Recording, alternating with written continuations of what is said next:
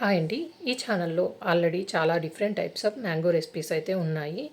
ఈరోజు వీడియోలో మ్యాంగోతో ఒక డిజర్ట్ని అయితే చూపించబోతున్నాను. ఈ మ్యాంగో డిజర్ట్ అయితే చిన్నపిల్లల నుండి పెద్దవాళ్ళ వరకు అందరూ ఇష్టపడతారు. ఇది చూడడానికి అచ్చం జెల్లీలాగే ఉంటుంది. మామిడి పండ్లతో ఎప్పుడు జ్యూస్లు ఐస్ క్రీమ్లే కాకుండా ఇలా డిఫరెంట్గా చేసి పెడితే పిల్లలు ఎంతో ఇష్టంగా తింటారు. చేసుకునే ప్రాసెస్ కూడా చాలా సింపుల్గా ఉంటుంది. ఇప్పుడు ఈ మ్యాంగో జెల్లీని ఎలా చేయాలో చూద్దాం. ముందుగా బాగా పండిన ఒక మామిడి పండును తీసుకున్నానండి. ఇలా చిన్న చిన్న ముక్కలుగా కట్ చేస్తే ముక్కలన్నీ ఒకే సైజులో వస్తాయండి.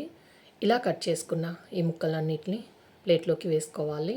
ఇందులో ఎలాంటి ఆర్టిఫిషియల్ కలర్స్ వాడకుండా చేస్తాం కాబట్టి ఇలా బాగా పండిన మామిడి పండును తీసుకొని కట్ చేసిన ముక్కల్ని మిక్సీ జార్లోకి వేసుకొని మెత్తగా పేస్ట్ చేసుకోవాలి. మ్యాంగో జెల్లీని ఎందులో చేయాలనుకుంటున్నామో అదే ప్యాన్లోకి 1/2 కప్పు దాకా ముందుగా గ్రైండ్ చేసి పెట్టుకున్న మ్యాంగో పేస్ట్ని వేసుకొని 1/2 కప్పు షుగర్ని వేసుకోవాలి. ఇందులో ఒక 2 కప్పుల దాకా నీళ్ళని తీసుకోవాలి.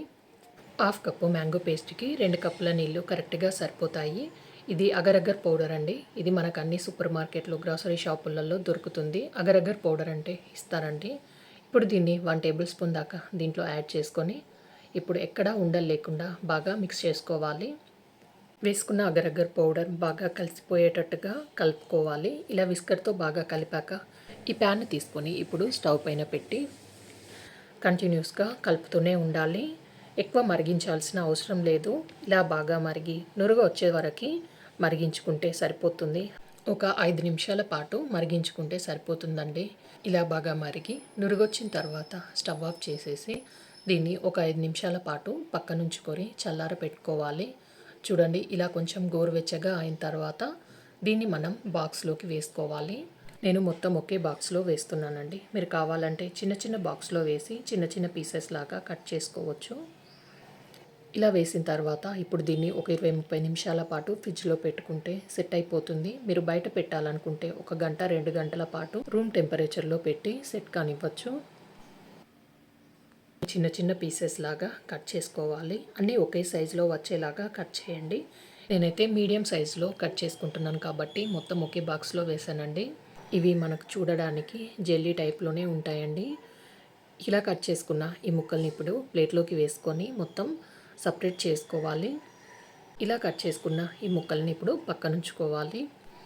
మరొక ప్యాన్ తీసుకొని దాంట్లోకి ఒక 2 కప్పుల దాకా చికెన్ పాలను తీసుకోండి.